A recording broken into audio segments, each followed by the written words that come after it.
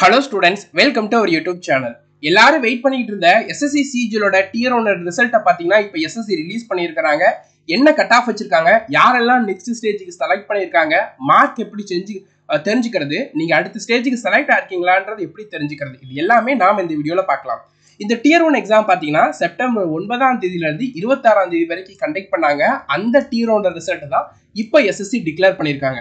மொத்தம் 3 cut off. இதுல list 3 கான கட் ஆஃப்ல தான் பாத்தீங்கன்னா inspector post, assistant post, auditor post, ASO post இதற்கான கட் ஆஃப் வச்சிருப்பாங்க. லிஸ்ட் 2ங்கிறது ஸ்டாட்டிஸ்டிக்கல் இன்வெஸ்டிகேட் போஸ்ட்டுக்கான கட் ஆஃப். லிஸ்ட் 1ங்கிறது ஜேஎஸ்ஓ போஸ்ட்டுக்கான கட் ஆஃப்.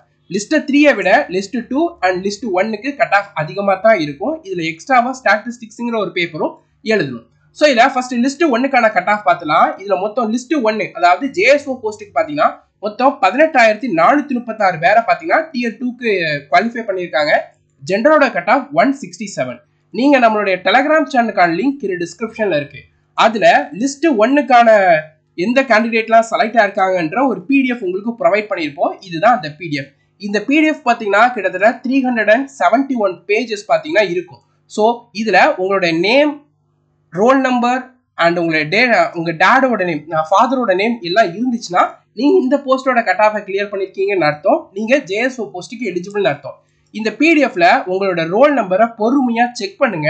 உங்க ரோல் நம்பர், உங்களுடைய நேம், உங்களுடைய ஃபாதர் நேம், மதர் நேம் இருந்துச்சுன்னா நீங்க அடுத்த ஸ்டேஜுக்கு செலக்ட்னு அர்த்தம். இப்போ லிஸ்ட் 2க்கான கட் ஆஃப் பார்த்தலாம். இது ஸ்டாட்டிஸ்டிக்கல் இன்வெஸ்டிகேட்டர் போஸ்ட்டுக்கானது. மொத்தம் 2833 ஸ்டூடெண்ட்டை நெக்ஸ்ட் ஸ்டேஜுக்கு செலக்ட் பண்ணிருக்காங்க. ஜெனரலோட கட் ஆஃப் 170. நம்ம டெலிகிராம் சேனல்ல லிஸ்ட் 2க்கான கட் ஆஃப் உடைய செலக்டட் கேண்டிடேட் லிஸ்ட் இருக்கும். உங்க ரோல் நம்பர் போட்டு பொறுமையா செக் பண்ணுங்க. நிறைய பேஜ் உண்டு. ஸோ நீங்க குயிக்கா செக் பண்ணீங்கன்னா உங்க நேம் மிஸ் பண்றதுக்கு வாய்ப்பு இருக்கு. பொறுமையா செக் பண்ணுங்க. உங்க நேம், உங்க அப்பா நேம், அம்மா நேம் இருந்துச்சுன்னா நீங்க நெக்ஸ்ட் ஸ்டேஜுக்கு செலக்டட். அடுத்தது எல்லாருமே ரொம்ப எதிர்பார்த்த லிஸ்ட் 3க்கான கட் ஆஃப், ஆல் அதர் போஸ்ட்டுக்கான கட் ஆஃப். ஸோ ஃபர்ஸ்ட் இதுல எத்தனை பேரை செலக்ட் பண்ணிருக்காங்கன்னா 1,65,240 பேர். நாம எக்ஸ்பெக்ட் பண்ணது 1.5 லட்சம் தான். அதை விட 10,000 ஸ்டூடெண்ட், 15,000 ஸ்டூடெண்ட் அதிகமாகவே செலக்ட் பண்ணியிருக்காங்க.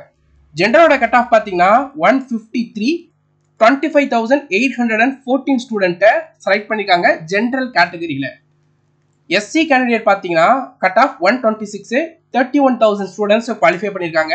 எஸ்டியோட கட் ஆஃப் 111, 16,000 ஸ்டூடெண்ட்டை குவாலிஃபை பண்ணியிருக்காங்க. ஓபிசி கட் ஆஃப் 146, எல்லாருமே எக்ஸ்பெக்ட் பண்ணதை விட 3ல இருந்து 2 மார்க் அதிகம் தான்.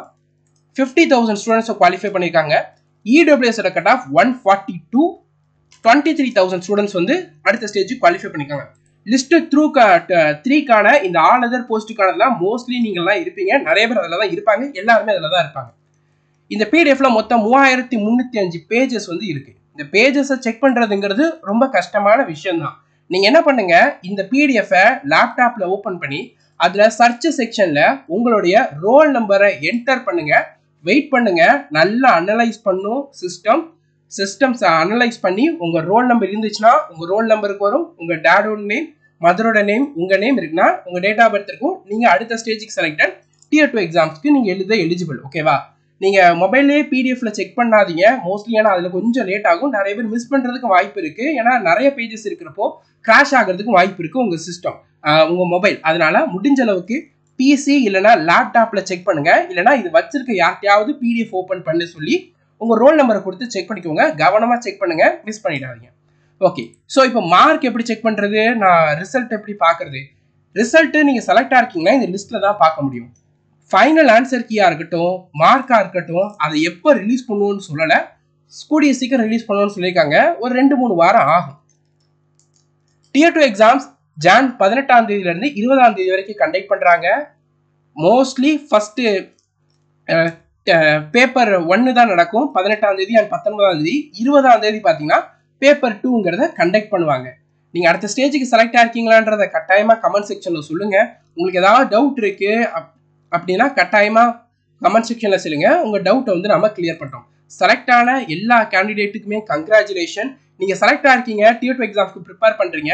டியர் 2ல கேட்கக்கூடிய கோஆர்டினேஷன் ஜியோமெட்ரி, அதுக்கப்புறமா ப்ராபபிலிட்டி, ஸ்டாட்டிஸ்டிக்ஸ், அனலிட்டிக்கல் ரீசனிங், இந்த டாபிக்லாம் கவர் பண்ணணும்னு நினைக்கிறவங்க டிஸ்கிரிப்ஷன்ல இந்த கிளாஸஸ் அவைலபிளா இருக்கு. இந்த கிளாஸஸை எக்ஸாம் ஓரியன்டா லேட்டஸ்ட் கண்டென்ட் அண்ட் கான்செப்ட்ஸோட சேர்த்து டீச் பண்ணியிருக்கோம். குயிக்கா ஒரு 1 வீக்ல இந்த டாபிக் எல்லாம் கவர் பண்ணணும்னு நினைக்கிறவங்க அதில் ஜாயின் பண்ணி இப்பவே படிங்க.